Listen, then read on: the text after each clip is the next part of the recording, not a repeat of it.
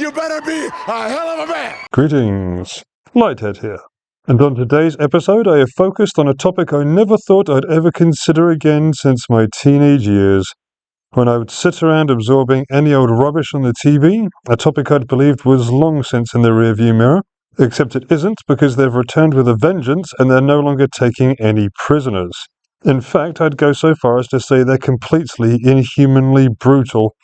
I speak, of course, of modern dating shows. What the hell happened here? I feel like a scientist that was quietly working away on some innocuous bacteria in a petri dish, went home for the weekend, then returned to find the lab crawling with mutated and monstrous parasites. To give you an idea, this is the sort of tame, well-controlled and overtly polite type of show these things used to be. Ladies and gentlemen, it's Blind Date, and here is your host, Mr. Black! My name's Nick and I'm from Poole. Come in, Kelly. Good old Cilla Black on Blind Date there. Both icons of the dating show and beloved by the nation. Or the cringier but equally amusing and terribly British Come Date With Me, in which awkward, potentially virginal men would embarrass themselves not only before the lady they were paired with, but also the entire nation. So if you had to give me a mark out of 10, how would you reckon I'd do? I'd go for 7. Yeah? Oh, really? There's always room for improvement. Or the saucier late-night versions such as Wife Swap. Proper naughty sesh. I'm not so sure about that one, but do you see the wealth of date-based entertainment we were given? And now what do we have? It seems that modern TV and content producers have cynical hearts as the sheer, openly honest brutality of these new shows feels like walking into a jigsaw. And that's just as an audience member. Can you imagine how embarrassing this stuff must be, self-inflicted or otherwise, for the contestants? You want to take it out? Don't do that. Yeah. Why can't I? But I think you would make a fantastic partner for someone else, but not necessarily for me, I don't think. Okay. So do you think the spark would appear if we were to have a second or third date? I don't think so, no. Right. No. I don't think so. Okay.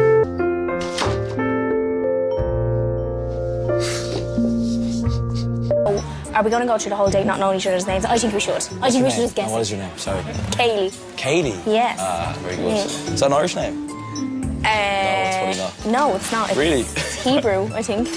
That's bollocks. Ouch. It's no hold bards in this arena. The contestants reduced to gladiators, swatting away at each other with whatever ill-considered insults they can patch together, until one is left standing and the other is left face down and bloodied in the sand. I wouldn't go on one of these things if you paid me, but these fame-seeking fools would. Smile. Look moody.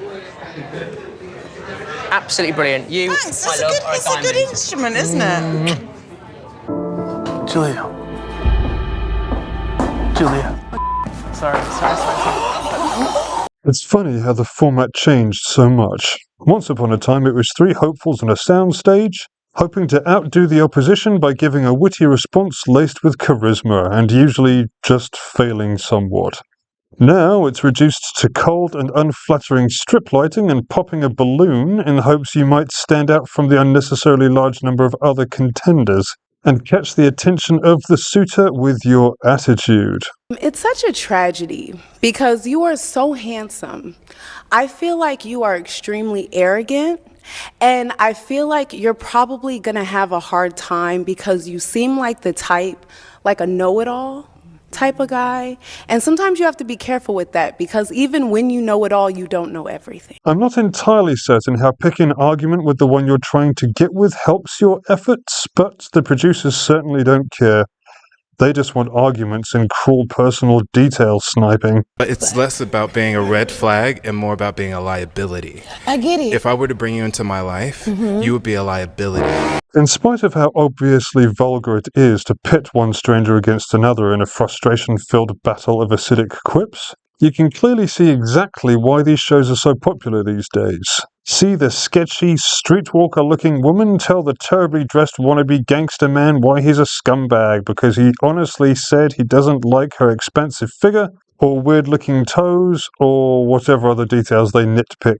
Old, the angry OnlyFans-owning single mother of 5 children by 5 different fathers, spouting obscenities about how she's such a catch and he'd be lucky just to have her. It seems to me these people are all as terrible as each other, so I'm uncertain what they'd really have to lose. Apart from their dignity, maybe. Or perhaps they're mere snacks to be casually tossed to Gorlock the Destroyer. I'm not your typical 10, so like what looks like everything to you? Like what is the vibe? Not everything, but it plays a big part. With that being said, you can take your blindfold off. Oh, fuck no. Jesus Christ. That's right. And what about the cringeworthy awkwardness of the button? If the producers wanted to create tension between contestants, then they did a thoroughly excellent job. Ice, nice to meet you. Ice? I'm Sage. Nice to meet Yeah, you. nice to meet you. Oh, I'm so sorry. Welcome to The Button, a speed dating show. When the button lights up red, either player may press it and swap out their date for a new person. Nice to meet you. You too. I'm sorry. Oh, it didn't turn red yet. No, I'm so sorry. I'm so sorry. Do see you as a friend though. No! How old are you? 36. How old are you? 35. I don't believe you. Because I look younger. You look older. Tell me about yourself. What do you do for fun? Sorry, I just wasn't feeling it. Okay. Do you believe in ghosts? Yes. Me too. Okay. Cool. I'm sorry. No, you're good. I just wasn't really feeling it. I wasn't feeling it either. Do you believe in ghosts? Do I believe in ghosts? I would say no. What's your longest relationship been? It's not bad. Okay. Sorry, I'm sorry. No. So I am, what do you call it, furry? Okay. I did it first. You're not cute, sorry. Just look at it. So near, so inviting, so necessary when the person who comes out from backstage is revealed to be either a dork, weirdo, or freak. That's the sort of person that will generally be accepted onto the show because they get more views. They're both sitting there, muscles tensed, second-guessing each other's motivations. Will they press first? I don't know. Maybe I should press first. Press it! Press it quick for fear of the embarrassment of having a weirdo press it first because what would that say about me? To be honest, nobody watching cares. You're all pawns in this game of sacrifice. The only winners are the producers. Watching these shows unfold is akin to observing your friends on dating apps. Once upon a time, there were no dating apps. It's true, kids, ask your parents. And all people had was themselves and whatever charm they were packing in their flock of seagulls haircut. Or shell suit. Or whatever you had back in whatever your day was. Now, everybody talks to each other like they're sitting around at home tapping away on their phone. That sense of, I can say whatever I want and get away with it because I'm hiding behind a screen, is somehow carried over by these people into the real world and actually acted out in real life. It's a fun game, this one, so give it a go next time one of these dating shows pops up. Imagine each of the contestants are at home, dressed in their lounging clothes, reading texts they find insulting and firing back insulting texts of their own. Except they're not texts. They're actual words being said in real time to a real person. They're ammunition, fired off by a socially inept, love-starved cretin. This is how cynical the world is now. And isn't it funny just how much the attitudes of everyone involved in modern dating shows differs from the ones from a few decades ago? It used to be drippy, long-haired, droopy-eyed men fumbling to find a compliment. In a few years, it's gone from that to, I must win, even if it means being alone by the end, as long as I don't look lame in front of the entire world. Oh, you're alone, all right. Each generation looks at the developing world and criticizing it. Things were better in my day, etc., and it's rubbish more often than not. But in this case, it definitely was better. Okay, so there's more tension now, more insults, more laughs, but at what cost? Do you really want to be crystallized on the internet forever? Because nothing on the internet is ever truly lost, remember? for going onto some paltry, cost-saving show in an uncomfortably tight outfit and lobbing hurtful details back and forth because you were short-sighted enough to think these measly 30 seconds of fame would put you on the fast track to stardom? Everybody not directly making money off the show loses, including the audience. Ultimately, I would advise that if you're genuinely looking for love, there are better places to find it than in a cheapo, tawdry-looking studio surrounded by other nervous, embarrassed strangers and trying your hardest to be as cynical as possible to the complete unknown you're attempting to marry. Alternatively, if you're looking for fame or any sort of recognition, then you do a lot better attempting to find it with hard work and putting whatever aptitudes you have to the test, rather than hoping that Steven Spielberg or whoever will be calling you in the hopes you'll be the lead in their latest film. Because I won't say movie! Because you really impressed him talking about what you do for a living, or whatever.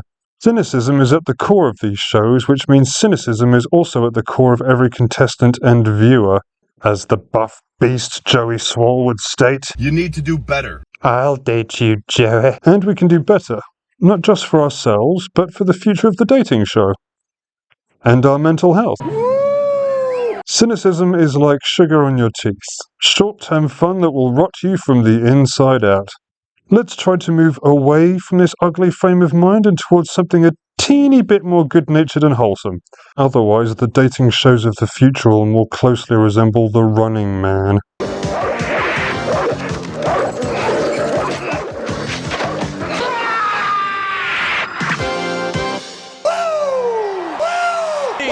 Like and subscribe.